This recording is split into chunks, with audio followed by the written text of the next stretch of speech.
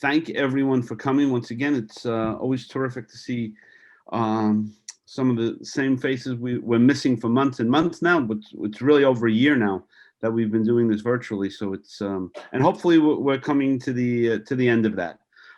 So as the way we usually do this, I'll just thank some of our sponsors, which is Pro Photo Daily, American Photography, the wonderful folks at Photo Shelter, the folks at Epson and Archive Magazine. We thank them for their continued support. Tonight we have a great show. We have David Burnett, legendary David Burnett, and we have Iri Greco telling us the story of Sarrah Srimel. So Iri, it is all yours. Great. Okay. I was expecting more of an intro.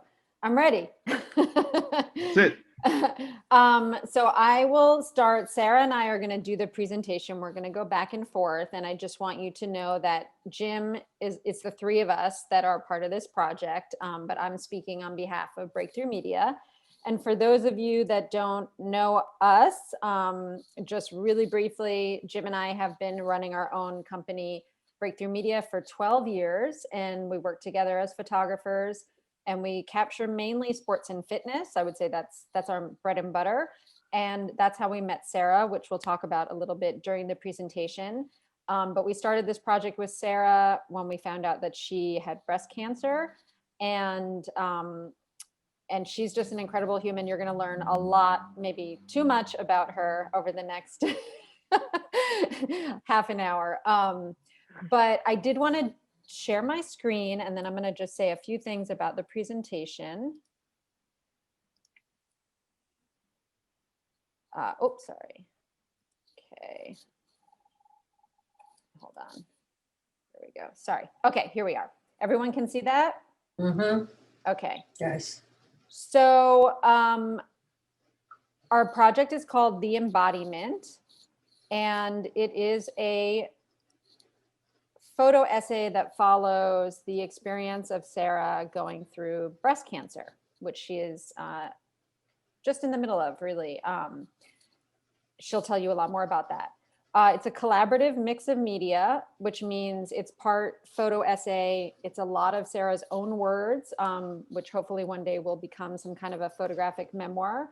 But she writes these incredible deep captions for the photos that we post on social media. So we've incorporated a lot of those into the presentation, and you will see quite a bit of that. We're not going to read most of them. We'll give you an opportunity to read them, but it just adds a layering between the imagery and her words, her voice. And then I do want to mention that there are some images in the presentation that are not ours. There's a little bit of a slide with some backstory of Sarrah. So they're used with permission of the photographer, and she will share that. I also want to let you know that we will be giving you guys some time to read and digest the images and read the captions and digest the images. So there will be some pauses where we're not talking. And just to let you know that in advance, so you don't think that the connection was lost or that the presentation froze. And of course, we welcome tons of comments in the chat box and questions after the fact. So I'm just going to start by letting you know, this is sort of the mantra of the project. It's a visual invitation into one young woman's breast cancer journey, asking the question, how do you embody a foreign body? And how do we as photographers bear witness? So I'm going to toss it over to Sarrah just to introduce herself, and she'll give you a little backstory of who she is, so that you understand the transformation that you're going to see occur between who she was for 38 years and then the woman that she's really transformed into just in the last 6 months, 8 months through this journey. Go ahead, Sarrah. I'll give you, whoa, that started off with a bang, as it were. I'll let you guys read the captions on your own time, but I will explain them a little bit in my own words, starting with the very bottom right square. So you see me tonight, and when I began the journey, in the bottom right was was basically the last sort of headshot taken of me at Moto Yoga by a lovely photographer named Anisha. So I'm 39 now. I was diagnosed when I was 38. I had a long career on Broadway for 15 years. I did 7 different Broadway shows. That's what brought me to New York. You see the cover of Dance Magazine. And then, I started to get a little tired, as we do, as we get older, and I needed something new. So I got my yoga teacher training and became a yoga teacher. And I've been teaching yoga for almost a decade now. So that was sort of what brought me to New York City. And I've had this kind of amazing storied life here. I met the love of my life, the beautiful ginger man in the middle of the square who's holding me sweetly named James. We began our love affair last December. So we have, when I got diagnosed, we're only dating for 6 months. And there we are walking down the path to our house we bought. We bought a house this summer. We quarantined with my parents, but all before my diagnosis. And you look up to the top row, and where I'm holding my breast is right after I had my biopsy, where they basically told me they knew I had breast cancer. That shook everything up. Got to tell you, never ready for that when it comes. So the top middle picture, it was right after my mastectomy. So I was diagnosed with ER/PR positive, which means hormone receptor positive invasive ductal carcinoma, which is the long story for I got diagnosed with stage 2 breast cancer. I had a double mastectomy with reconstruction September 15th. And Iri reached out to me probably about a couple weeks later when I began posting on Instagram about my story. So that's a little bit about my background. What brings us here tonight with a hairless me. And Sarah, don't forget to mention the top left photo and why that was so significant. Yeah, so the top left photo, so when I found my lump walking down the path, which is like the middle left photo, right? You see my fiance James and I walking down this grass path, that's our backyard. I found my lump on that path. I just had an itch and I was like, oh, there's something weird under my arm. Felt the size of a golf ball. I said, James, can you feel this? And he's like, babe, I feel your boobs all the time. Never felt that. I'm like, okay, so something I knew was very amiss. And I talked to my doctor on FaceTime because COVID, that's we're doing a Zoom presentation, very similar to this. And she said, probably nothing, you're young, you have no family history, we'll get an ultrasound, no big deal. I knew something was not right. And so when I got my ultrasound a week and a half later, everyone was rushing, no one really said anything, but I knew. So I asked my friend, Manny Ruiz, who's also photographed me quite a bit throughout my career, to take pictures of me. And he was in Montauk, I was in East Hampton. So he came by and just took a ton of pictures on the beach. And then I asked him to do some nudes of me up in my yoga studio, because for some reason I just knew everything would change.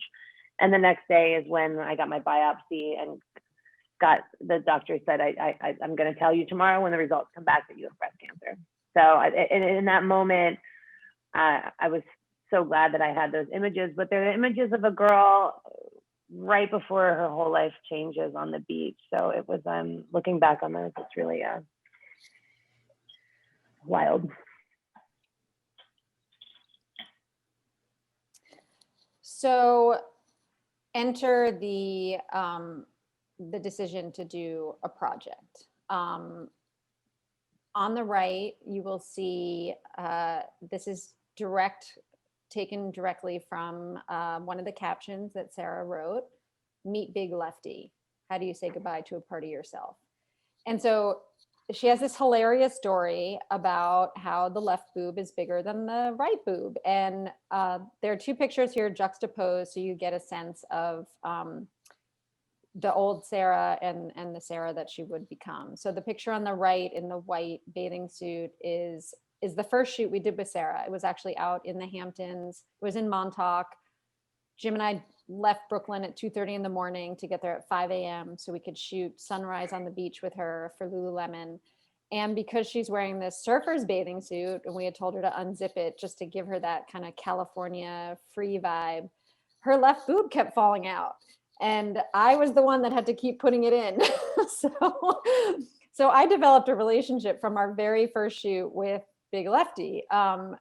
When Sarrah posted about getting cancer and having a double mastectomy, I don't want to say I like had an intimate relationship with her boobs, but I did. And so that was the first thing I thought about. And this is really intense because the picture on the left is by her friend Manny that she just mentioned. Those were the ones that she took in her yoga studio the day before she got the results of the biopsy.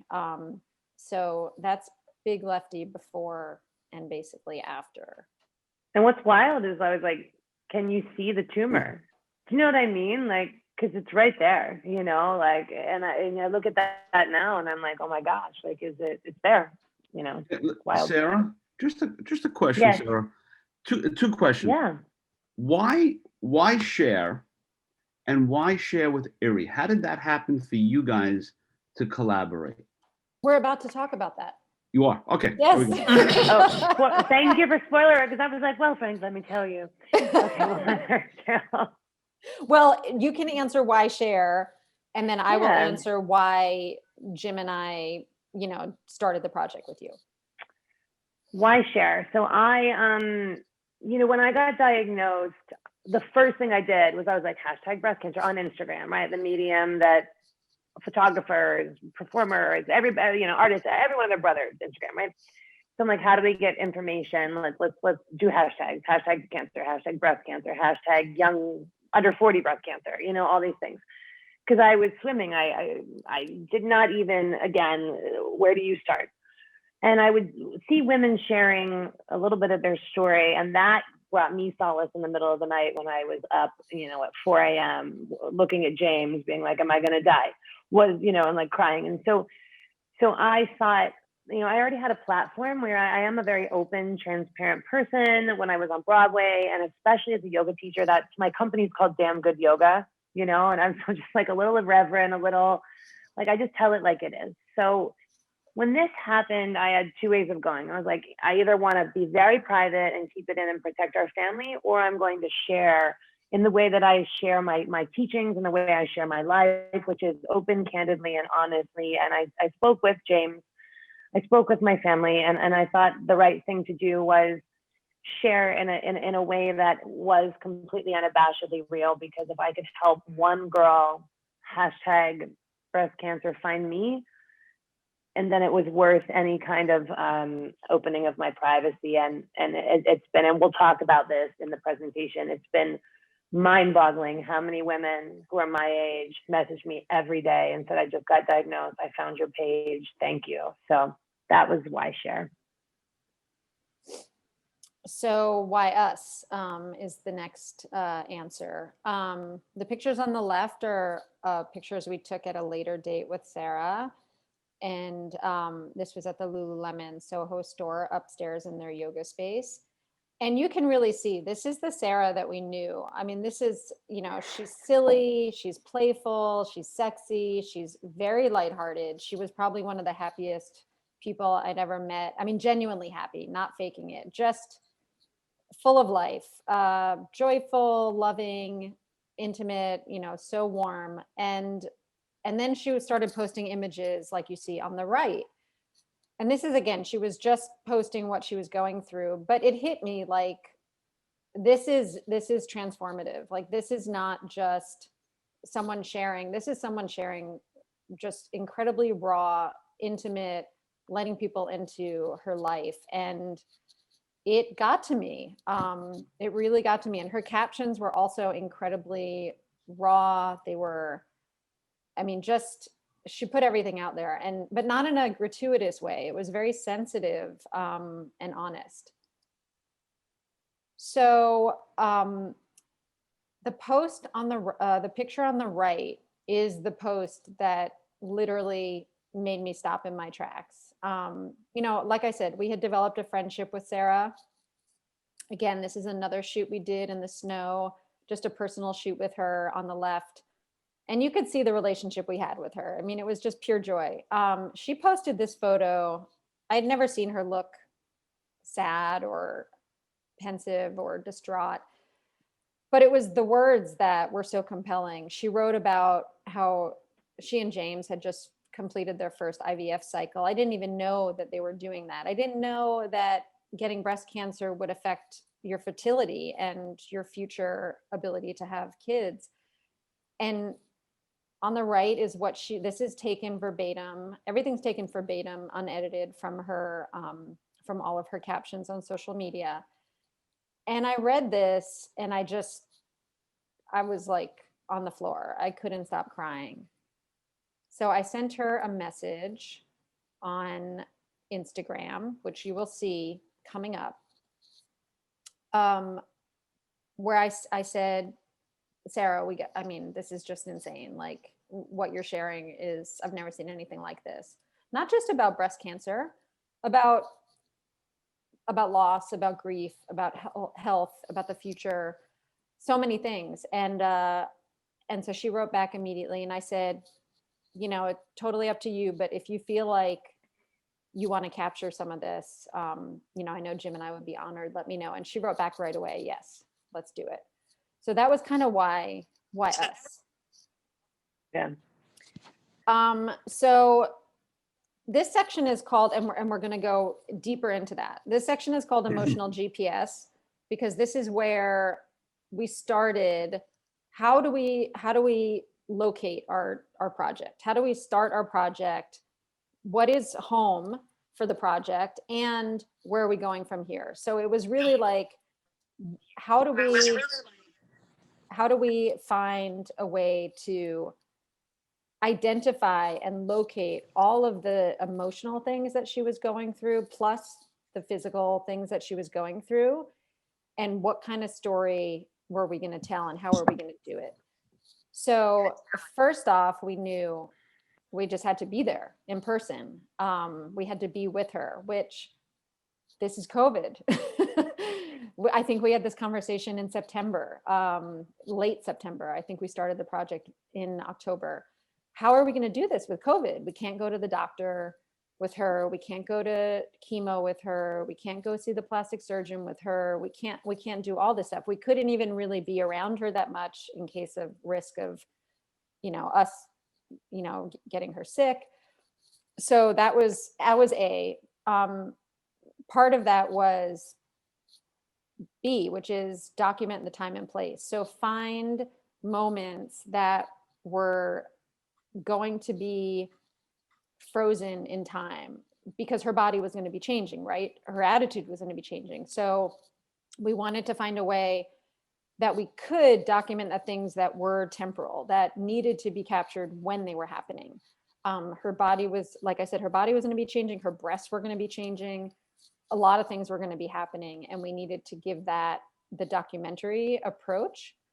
But then, almost more importantly, we needed to figure out how to translate between the outer reality and the inner reality, what she was going through emotionally, psychologically. And how do you do that in photography, especially when you can't always be there when it's happening? Fourth was create a visual language. What does the project look like? What is the aesthetic? What do we want it to look like? Like, what do we want to convey? And then lastly, just be there anytime you can. I want to say about all of this is just like the initial conversations, but for us, it was so important that we had this existing relationship with Sarrah, because if we didn't have that, we would have been starting from scratch. We would have had to develop that rapport and develop that trust and develop that intimacy in order to then start the real work of the project. But because we had shot with Sarrah over a couple of years and we had really established a very safe place for her, which is what we always try to do with people that we're capturing, that we knew, that she knew that we were never going to be exploitative, that we were never going to, show her in a way that she didn't want to be shown. So we had this level of trust that was really the huge foundation of starting this project. And it allowed her from the get-go to just let us in, like right out of the gate. And that made a huge difference. She also promised that nothing would be off limits, which I think a lot of people say when they're going into a personal project, but it's easier said than done. But in this case, because of the trust we had already established, she knew we were going to hold her to it, and that she was going to honor that. So those things were like really the foundation about that. So this is our first shoot with Sarrah, one of the first images we did with Sarrah. She really wanted us to capture her breasts at the stage that they were post-op. She had what they call enlargers placed in, but her breasts were very deflated. She had the scarring. She had some other things that she'll describe to you in better detail. She had just cut her hair off, so she had this little pixie cut, which she was still getting used to. And it was sort of like the beginning of the long road, I think. On the left, you see some words. These are actually my words about what we were embarking on. So for us, you know, Jim and I didn't have a predilection to do a breast cancer story. It was really the Sarrah story that we wanted to tell. And it was about breast cancer. But the passion came from knowing Sarrah and knowing what kind of human she was. And at the same time, agreeing to start this long-term personal project in the middle of a pandemic, during all the, you know, radical social upheaval, racial, you know, political unrest, economic upheaval. You know, Jim and I hadn't made any money all year. I mean, there were like so many things going on. Obviously, a lot more horrible things that a lot of people were dealing with. But we just knew like this was what we did. Like, we're photographers. So how could we not do what we do? And then here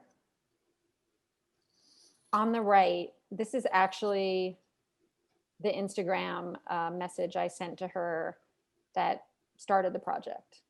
So I copied it here for you guys. I sent this, and ironically, Sarrah deleted that post because it was like, it was screwed up my grid. It was like not aesthetically pleasing. It's like someone told me I had to have an aesthetically pleasing grid, which you as photographers, everyone will understand. She had posted the photo of her, you know, sort of withdrawn in her studio, and then she'd written about it. And then I put this comment, and then it immediately was deleted. So it was gone. So I just sent her a DM and I said, oh my God, listen, I just wrote this thing to you. Here it is. Let's talk. And that was how it started. So that was really like the moment that the whole thing, you know, sort of turned a corner, because she, you know, I'd sent her messages before, like, hope you're doing okay, whatever. But this was like, you know, this was real. We were like, we knew we were about to embark on something intense. And the images on the left are some of the first images we did, because she wanted portraits of herself with her short hair. And then we did a whole series of breast portraits as well. But they really captured like a woman about to change. I mean, I really see this as like a woman on the verge. She had a different look about her. She had this, you know, she's kind of a maniac. She's, you know, full of energy. She's, you know, she's very much the person that breaks into dance in the street. But then all of a sudden there was this stillness that we had never seen before. And that was starting to come out. So it was a really interesting start of the transformation. And now I'll turn it over to her. Yeah, so I think Iri did a really beautiful job of explaining the whys, you know, why we are here now talking about this together. And I think that the documenting the time and the place for me, when she and Jim reached out and said, you know, listen, we would be honored to shoot this, I first was extremely overwhelmed, just because they're, you know, I think like the two most incredibly talented photographers I've ever worked with. I've been so lucky to work with so much, but because of our personal relationship. So, you know, in these photos, they're already showing you 3 different periods of my body. As a dancer, professional dancer, the body change was so profound to me, right? Understanding that in 6 short months, it's right now from my mastectomy, it's been 6 months. So from the photos you were seeing of the short hair, that's about, well, let's see, October, you know, it's like 4 or 5 months. So if you'll see through these images, how important it was for us to document the changes in my body, and also how difficult it was for me, and it is now still, to look at them, because my body was my calling card my entire life. I was hired because of my body. I paid my rent because of my body, and now I have no control over my body. And so you see the first image on the left was right. They're called expanders. So I had, 32 Ds. My big lefty was like a 32D and a half, but now I have these water balloons in my chest that they're going to start filling, and we're going to start seeing them get bigger. And then in these images, you can see, just the scarring along my breasts, and you'll start to see where my vertebrae change, and each of these little nuances that they captured so exquisitely as my body morphed in 4 short months, to start to, sometimes I look at these and I'm just like, wait, is that you?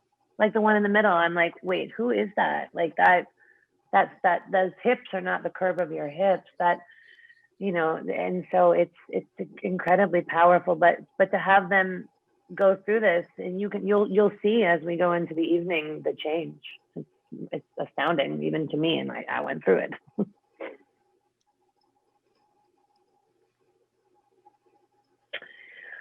Whew. Okay, so this was I think this was the first test of, like the portrait session was, again, I'm sure you guys can already tell, I'm still a lighthearted, funny person. I always was, just, bald with new breasts. But the portrait session felt very familiar to us. We did some really interesting things, which you'll see later that day. But this was truly the first time in the project where they were going to be flies on the wall of a morning, which you can never prepare for. And I say, how do you walk out of your front door and into your first chemotherapy treatment? It all felt a little like sort of fun and make believe until this moment of me going to literally have poison injected into me for hours on end. So Iri and Jim were here. They were here. I went to teach a private yoga session because that's me.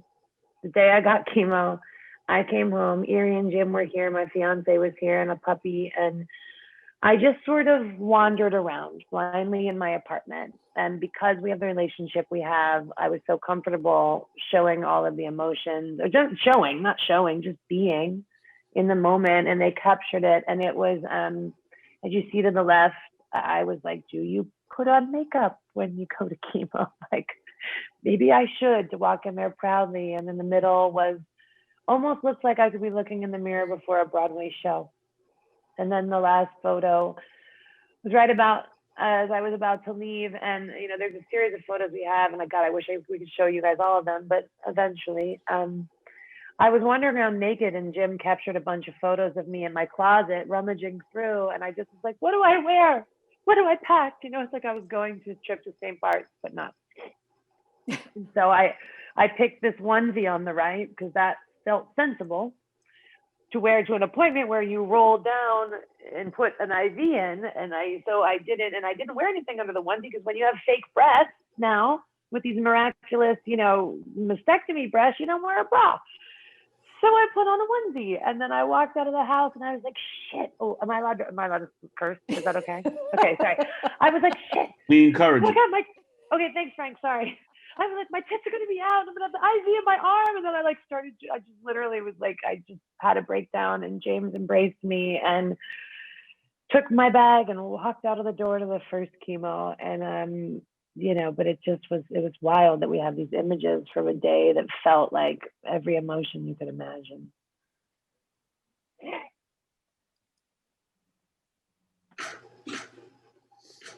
So transitioning to what she was just talking about was a little bit of the documentary aspect.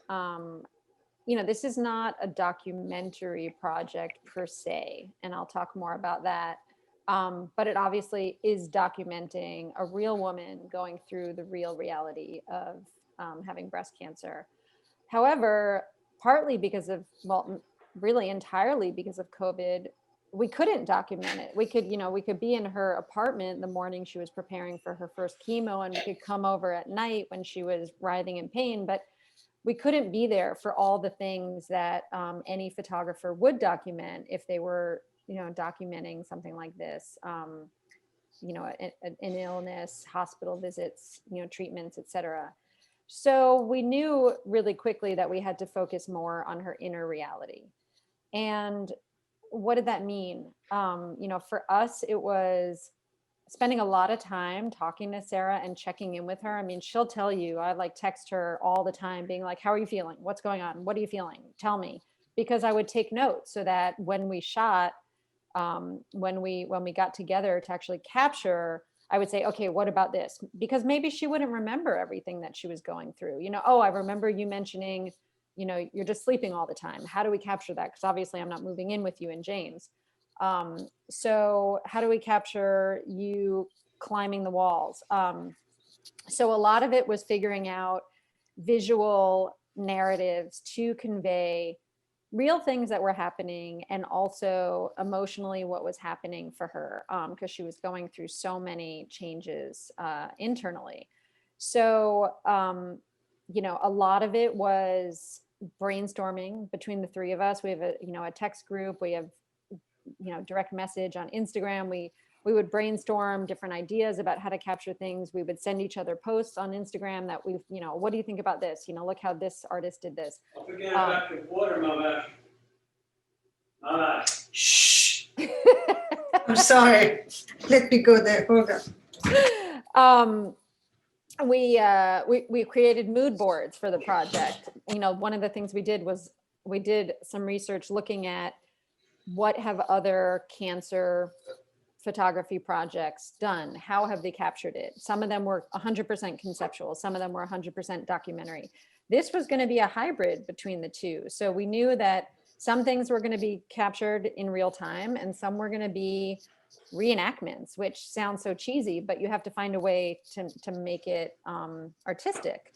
So, it was like a visual manifestation of how to show these things she was going through. So just, with this little photo collage on the top left, that's the trail that she was mentioning in the beginning that goes from her house to the beach. And so we did a photo of her holding Big Lefty on the trail, just sort of like a reenactment.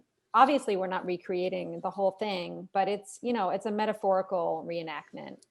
The bottom left is her, she was telling us, I want to climb the walls.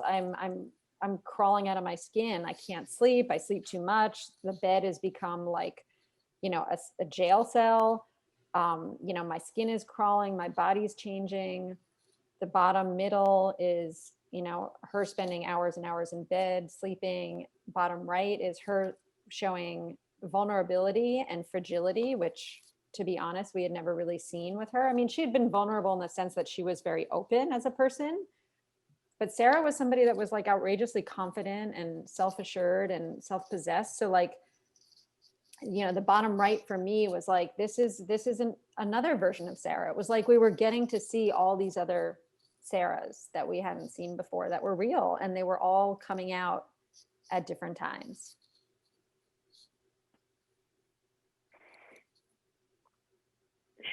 Like all of these photos.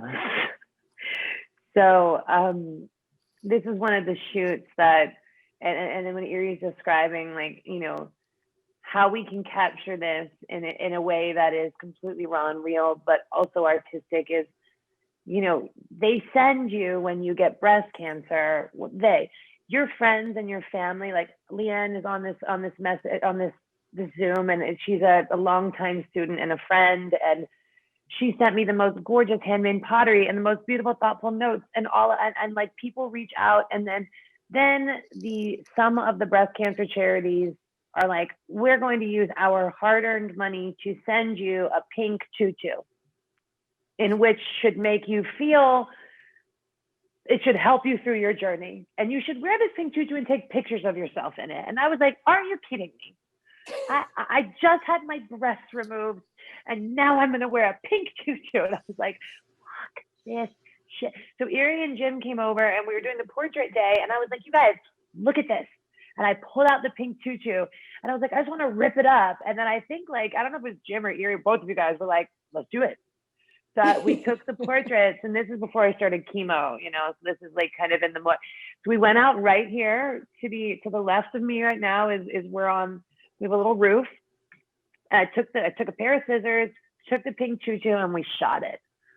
And, and these were the moments in the project that I find, so incredibly powerful, because in this montage of 8 photos, I started crying, I started yelling, I was like laughing, it was taunting, and it was just like every emotion you could imagine, through this pink choo-choo and this another, why do I love onesies so much? I don't know. And I hate bras. You guys learning a lot about me tonight, but these were the moments in the project, and you're going to start to see them more too, that like, this is how we can embody what breast cancer looks like. It's not me in a pink tutu hashtagging, pink strong or whatever they hashtag. That's not for me. It's not saying it's not for everybody, but how do I embody and capture every emotion that you feel? And in this way is a perfect example of how we worked for the last 6 months. I think is a really beautiful example of it. And the pictures are great. Yeah, there's like 100 more of them. We should turn it into like a little, I don't know, like a GIF or something where it just goes through. I know, it's like ripples through. So then we got a little deeper into the project, and I hinted at this before about, how do we go into the conceptual narrative, create a visual language. So a lot of it was, again, reenactments, trying to figure out how to put emotionally what she was going through into pictures. And, that sounds like it could be easy, but it's really hard. How do you bring an artistic eye to a documentary subject when you can't document a lot of it? And we were, I would say, compelled and determined to do that. How do we fuse or blur the lines between the two, between conceptual fine art and documentary photography? Both of them are very, very strong media, each in their own right. They are powerful. They are often truth-telling. They often have an incredible narrative, but they're very different types of photography. And how do you integrate the two of them without compromising the other, right? This was one of the things that we were trying to figure out. And Jim and I don't have a background in conceptual fine art photography. So, we do creative stuff and we do things that are imaginative to a degree, but I wouldn't say that our specialty was in that area. So how do we do it with some nuance?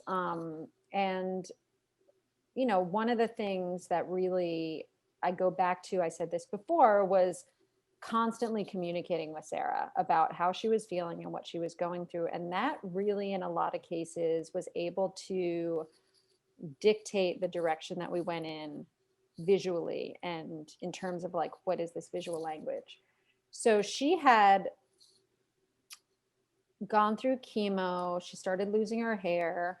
And then she lost it completely, but she still had her eyebrows and her eyelashes. And I started asking her questions like, oh, you still have your eyebrows and your eyelashes, and she said, that happens. Sometimes people don't lose them. Sometimes they lose them later. And she said, but I've lost all the other hair on my body. And she said, you wouldn't believe how weird it feels to lose all the hair on your body, like even the baby fuzz on your arms and your shoulders, like hairless.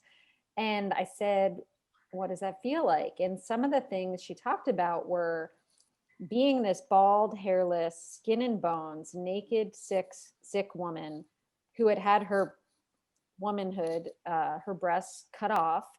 And yet she spoke about feeling the sexiest she'd ever felt in her life, like an alien creature, nubile and snake-like. So talk about a prompt. Immediately we were like, how do we depict this? How do we depict the suffering of that and the pain of that and the sensuality, the tactileness, the nuance, the slipperiness of it? How do we, we've made some jokes about her being like covered in primordial ooze, or, we had some really crazy ideas, But well, we decided to do it with Iri straddling me over a bathtub, me looking up at her, straddling me. And this is no, that's it. We should have the BTS of that on here, but next time. Yeah. So we came up with the idea about the milk bath, which, is kind of funny because it's a little trendy. A lot of people do it, influencers, it's used, I think, more as like a pretty fairy tale thing, but I was like, let's put a spin on it that's a bit, more raw.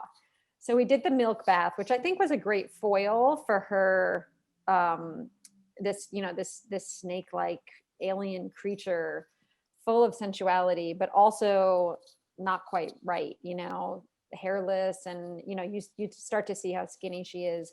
So there's a whole series of these, but these were just a few of the ones that really spoke about what we were trying to capture. And then this is more recently, in the second part of chemo, and she can talk more about this, you're on Taxol and you have to take Neulasta, which basically, what does it do, Sarah? It multiplies the white blood cells in your bones so that you feel like your bones are exploding. Yeah, so when you're on chemo, sorry, like a lot, see those pictures. When you're on chemo, your white blood cell count goes down, right? Your immune system is barely there. So in order for you not to have like a neutropenic fever, which is something you get when basically your body's like, I can't fight anything, they give you a shot, and it raises your white blood cells. The way your body makes white blood cells is in your bone marrow. And when your bones start to make the white blood cells, they produce histamines, yada, yada, yada. Anyway, it feels like the biggest bones in your body are being taken like a ice pick to, like a pickaxe, and they're going in, and then all of a sudden they hit a nerve and it goes. So, and that happens all night long. Like that would happen for me for at least 48 hours.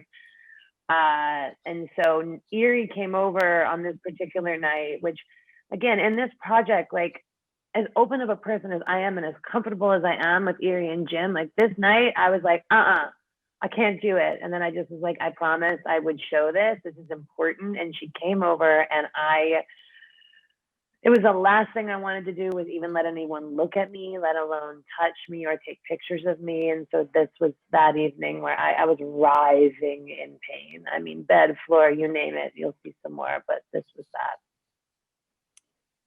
And this is,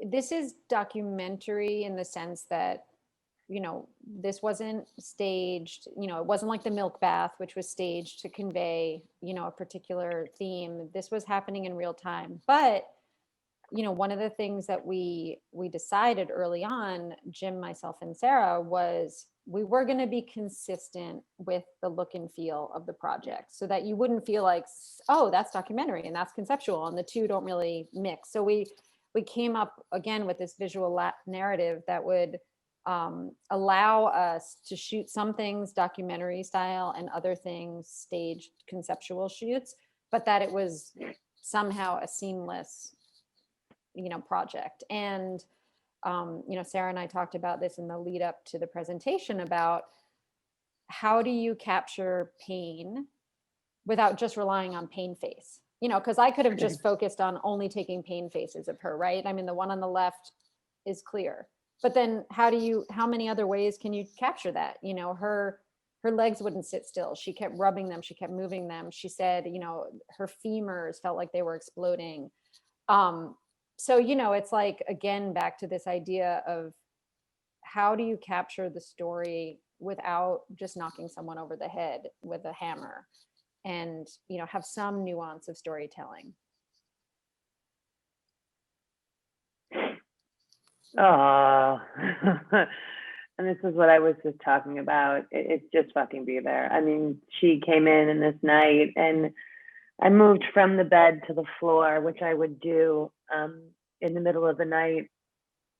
You know what? I had to do this 8 times, with 8 rounds of chemo. So like this Neulasta thing for a couple nights, you do it 8 times. You knew it was coming too, But each time was like spectacularly its own different experience. And she sat on the floor right in front of the toilet, which was like right where she was shooting from, and just shot me for a half hour. And and this is the thing, Iri wasn't like, go on the floor, it's a great shot by the white wall.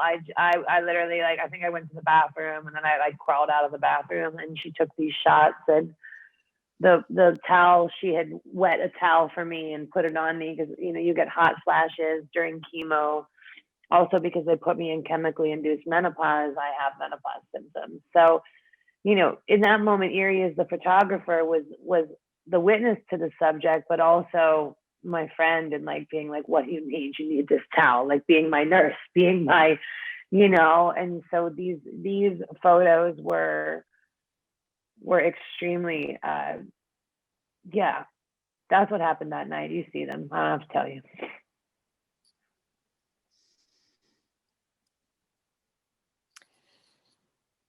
So this is a little bit just about the challenges of making this project during COVID. As I mentioned before, we couldn't go anywhere with her. We couldn't go to chemo. We couldn't go to her doctor's appointments. We were trying to figure out, like, do we shoot it virtually? Do we just not capture it? How do we do this? I got some inspiration from, there was a New York Times piece where Seinfeld was photographed remotely. So they, the photographer had done a great job of capturing a portrait of Seinfeld on the laptop in his apartment remotely. There were some other examples of people doing really creative shoots, like fashion shoots remotely. So we were really struggling with this, and you'll see a couple of examples of different attempts to shoot remotely that we did. As a photographer, nothing really makes up for not being there. So, this was definitely not our first choice. But the caption on the left was written by me about the experience of trying to do this virtual capture. We had been in the apartment with her. You saw those photos where she's putting on the red lipstick and wearing the ridiculous onesie and her, just being in tears before she left, crying when she was hugging Glory, her dog, and James before they left. And we had decided that Jim and I would stay in their apartment, empty, with Glory, to capture the virtual chemo session.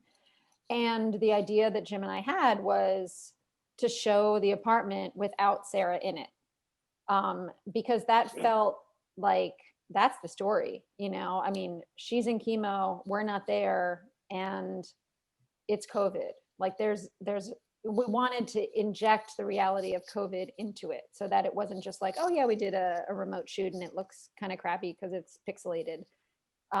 So this shot, I thought it was incredibly intense because it's like Glory knew. I mean, she could hear Sarah's voice because we were doing FaceTime. So Sarrah would talk to us occasionally and she could hear Sarah's voice, but it's like she got off the sofa and she just stood there in the middle of the room and she looked towards the computer. And it's like the dog was as unnerved as we were. So these are just some examples of attempts. You could see the screenshot with me and Jim FaceTiming with Sarrah. This is her first chemo session where she got her first dose of what they call the red devil. And you could see Glory in the top left, again, acting totally weird. It was like she was possessed that day. And we all felt it. I mean, I was crying when Sarrah left with James. I was like behind the camera, like tears welling up. And I was just like, okay, just stay focused, stay focused. And then she left and Jim and I just were like, holy shit, that was intense. And then we stayed in her apartment for about 3 hours so we could do this remote shooting.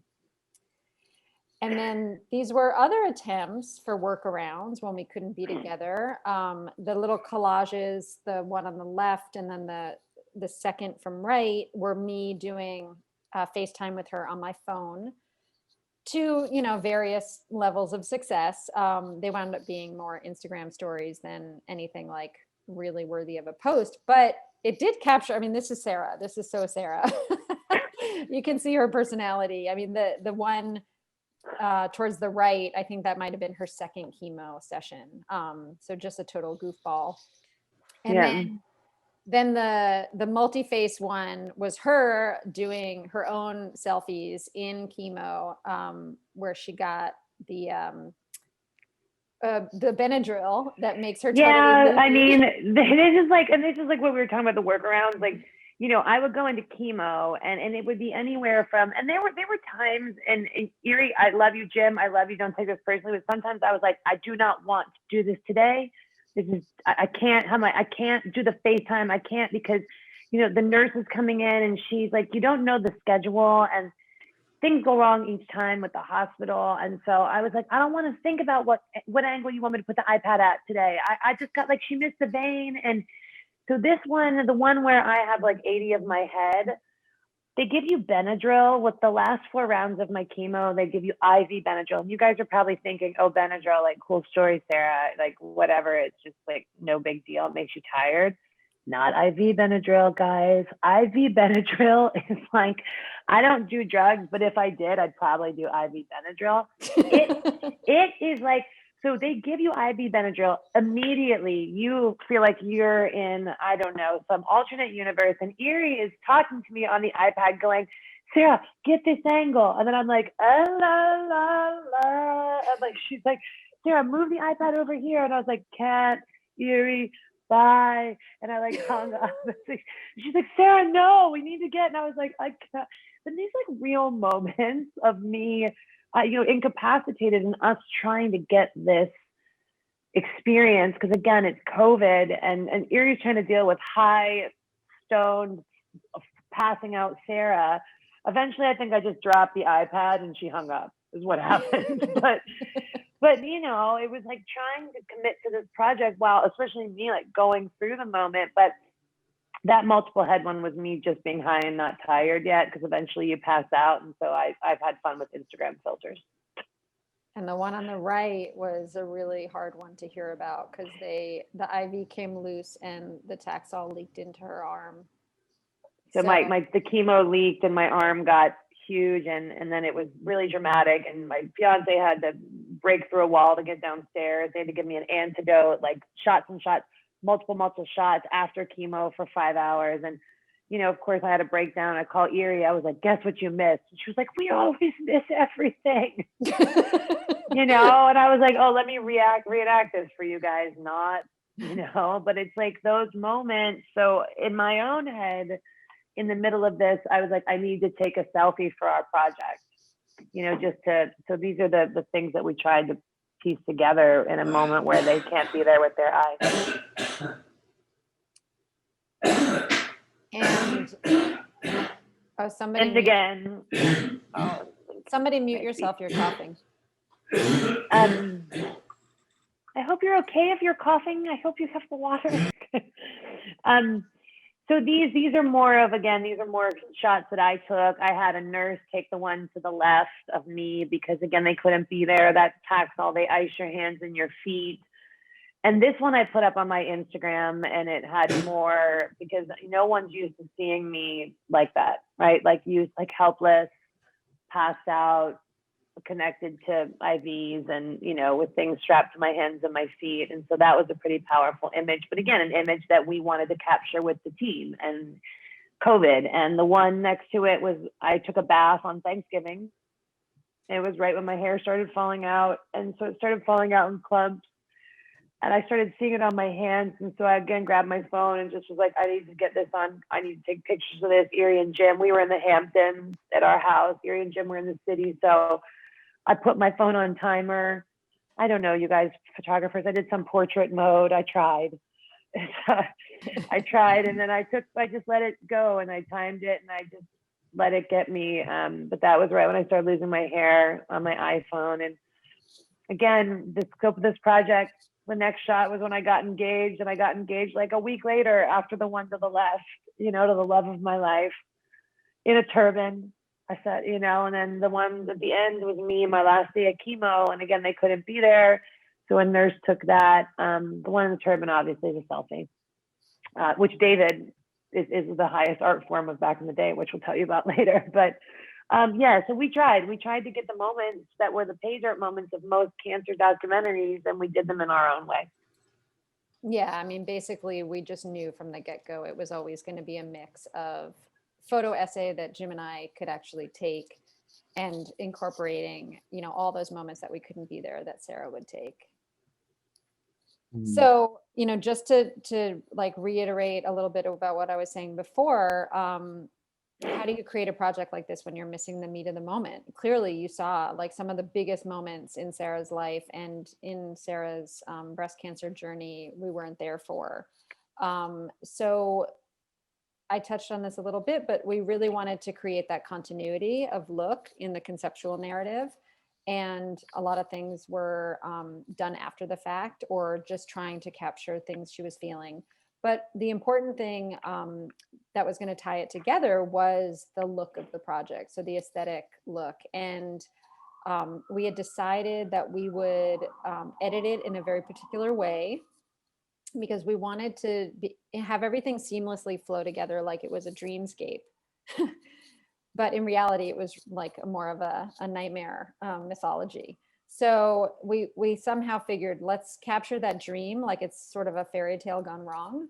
And the mood that we created with the tonality was this kind of cool, muted coolness, which Jim very articulately was able to describe as an almost medicinal tonality, which, you know, it's like very subtle, but you know, if you look through the whole body of work, everything's a little bit on the cool side, it's a little bit on the muted side, it's a little bit softer, because we wanted to give everything this slightly dreamy quality. So that's been the thing that has also tied the different, like more documentary images with the more conceptual images.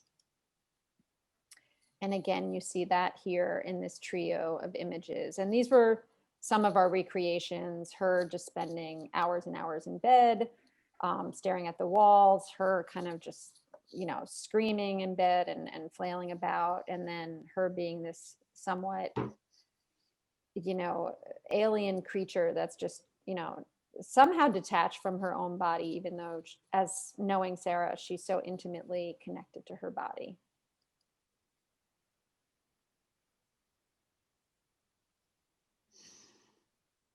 More images, some of them from the New Lasta pain event, some of them from hot flashes, eating ice, getting emotional, acting out some things. And then I love this one on the top right. This is just Sarrah doing business. You know, we were doing a shoot in her bedroom and her client called, one of her private clients, and life goes on, right?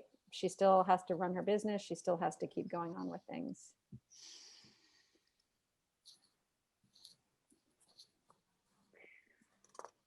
Well, this was the day that we shaved my head, from that pixie cut I got to this badass kind of like army, the GI Jane moment. We went to this roof, and you know, about cathartic release. And this is the part of the project that with the three of us, I mean, we are making images to help people understand this journey in a much more profound and a much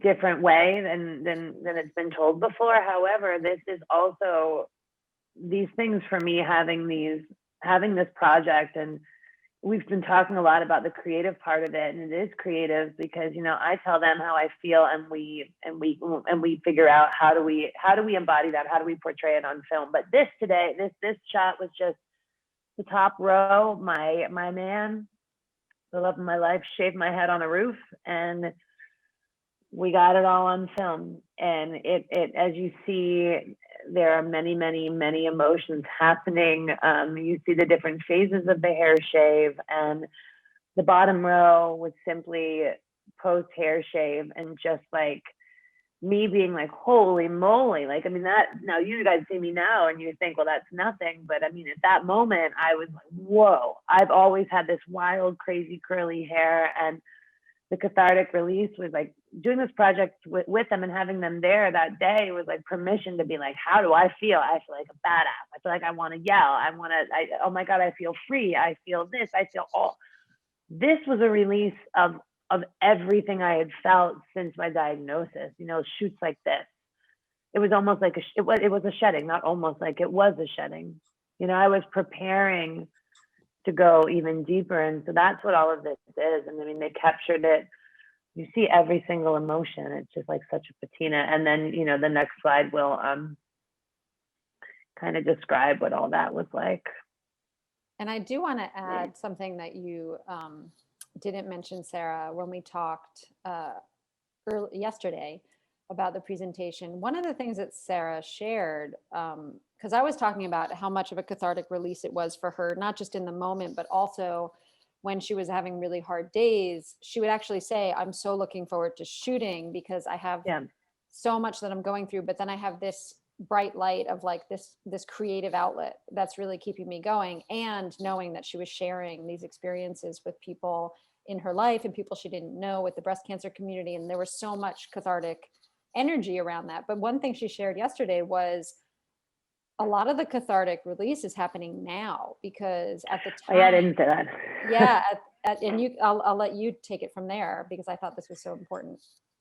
It's happening now. Like I told Iri yesterday, and she was shocked. She's like, "You haven't looked at all the pictures?" And she was showing me this presentation, and I was like, "No, to be honest, I've had, you know, it being in treatment and running a business and doing everything. I haven't had time to sit, and also I think a part of me is a little not ready yet to revisit some of that, and the experience is cathartic, but having these images, like, I mean, I'm sure you guys have seen, I've been emotional a little bit tonight, like is because when you get diagnosed, you're like, head down, get through it, don't ask questions, you just got to get through it, you just got to stay alive, you know, and you got to not let it take you down. And now the processing has happened. You know, I'm in radiation, I'm on the back end of chemo, a month out of chemo, and I'm seeing these images now, and I'm remembering these moments because you don't remember them because you're just going. And so having this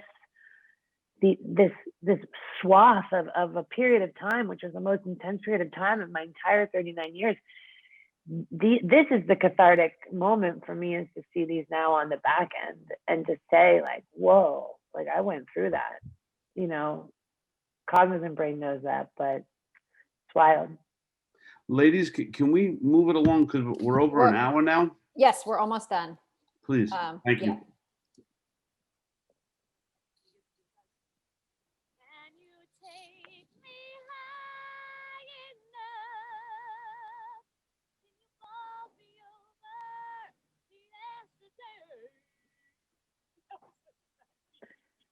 And then I started to sing while he was shaving my head, and I have no idea why. And we captured it all on video, and that was still on the left from that. Just like, again, just a cathartic release. Like, you know, they say on Broadway, when your emotions are so strong and you can't speak them anymore, you have to sing them. So I think that's what happened there.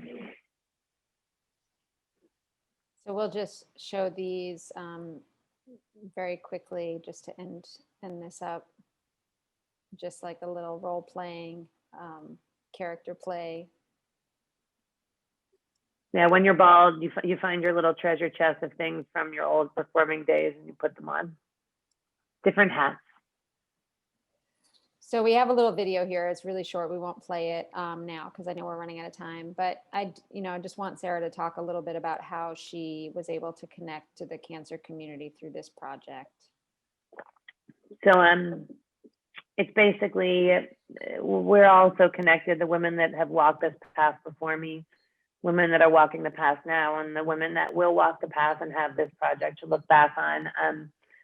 You know, we're all connected, and you as photographers, not just Iri and Jim and all of you here tonight, what you're creating is that for people, that connection, that way to understand a world you know nothing about. And so, you know, this project will continue that lineage on in a different way, I hope, by telling the true story, right, and the raw story, and again, honoring the people that came before me and the people yet to come, and the people that are fighting the fight now, and showing that it isn't just IVs and tears and skinny bald people with no eyebrows. It is someone experiencing every